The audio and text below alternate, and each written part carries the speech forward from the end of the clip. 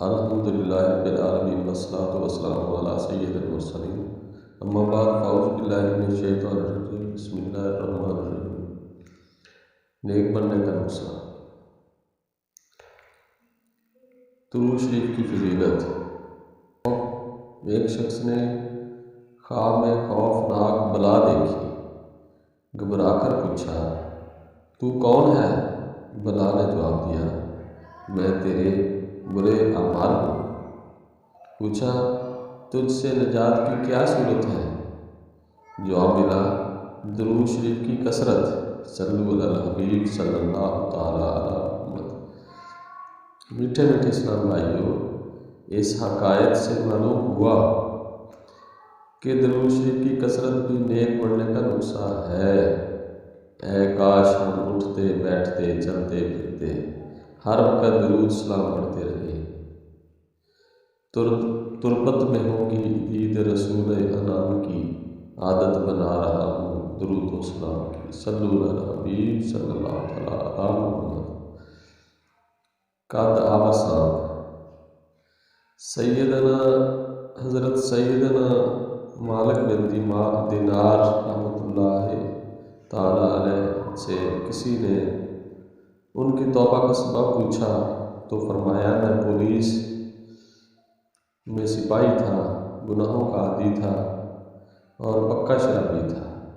میری ایک ہی بچی تھی، اس سے مجھے بے حد پیار تھا۔ وہ 2 سال کی عمر میں فوت ہو گئی۔ میں غم سے بےحال ہو گیا۔ اسی سال جب شب برات آئی، میں نے نماز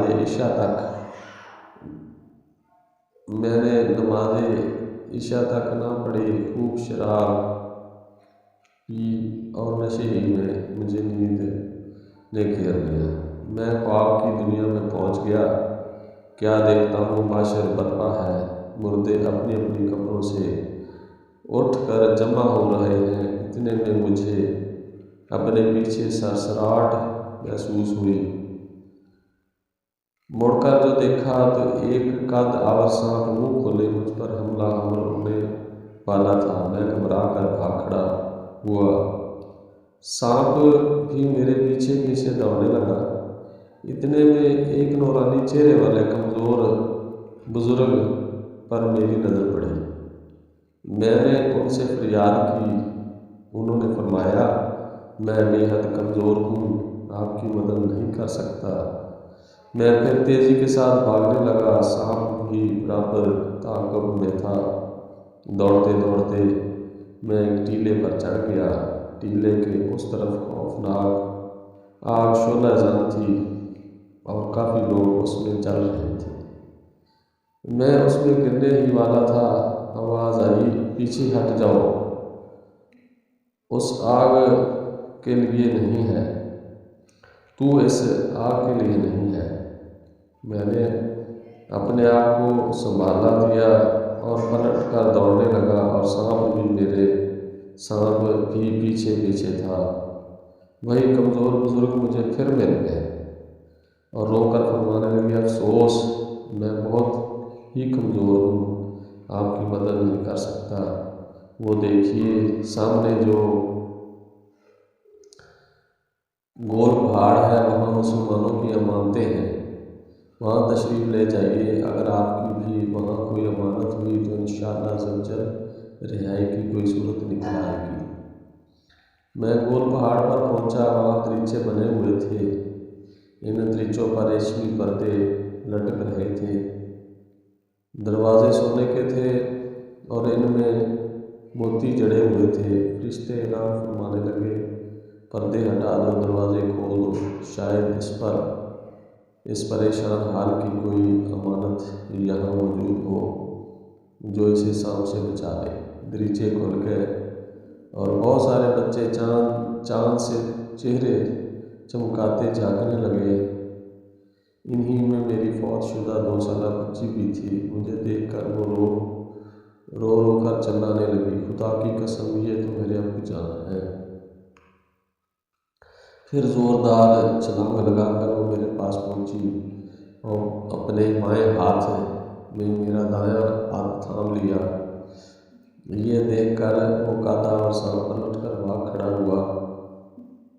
اب میری جان میں جان آئی۔ بچی میری گود میں بیٹھ گئی اور سیدھے ہاتھ میں سے میری داڑھی سہلانے لگی۔ سہلاتے ہوئے اس نے پارہ 27 سورۃ الحدید کی 16ویں آیت کا یہ جز تلاوت کیا۔ ترجمہ کنز الایمان۔ کیا ایمان والوں کو ابھی وہ وقت نہ آیا ہے کہ ان کے دل جھک جائیں اللہ عز و جل کی یاد اور اس حق یعنی قرآن پاک کے لیے جو اترا؟ اپنی بچی سے یہ آیت کریمہ سن کر میں رو پڑا۔ میں نے پوچھا، بیٹی وہ گدھا اور سانپ کیا بلا تھی؟ کہا، وہ آپ کے برے اعمال تھے جن کو آپ بڑھاتے ہی چلے جا رہے ہیں۔ گدھا اور سانپ نما بدعمالیاں آپ کو جہنم میں پہنچانے کے در پہ ہیں۔ پوچھا، کمزور بزرگ کون تھے؟ کہا، وہ آپ کی نیکیاں تھیں۔ چونکہ آپ نیک عمل بہت کم کرتے ہیں لہٰذا وہ بے حد کمزور ہیں اور آپ کی برائیوں کا مقابلہ کرنے سے قاصر ہیں۔ میں نے پوچھا، تم یہاں پہاڑ پر کیا کرتی ہو؟ کہا، مسلمانوں کے فوت شدہ بچے یہی مقیم ہو کر قیامت کا انتظار کرتے ہیں۔ ہمیں اپنے والدین کا انتظار ہے کہ وہ آئیں تو ہم ان کی شفاعت کریں۔ پھر میری آنکھ کھل گئی۔ میں اس خواب سے سہم گیا تھا۔ الحمدللہ عز و جل میں نے اپنے تمام گناہوں سے رو رو کر توبہ کی۔ صلی اللہ علیہ وسلم صلی اللہ تعالیٰ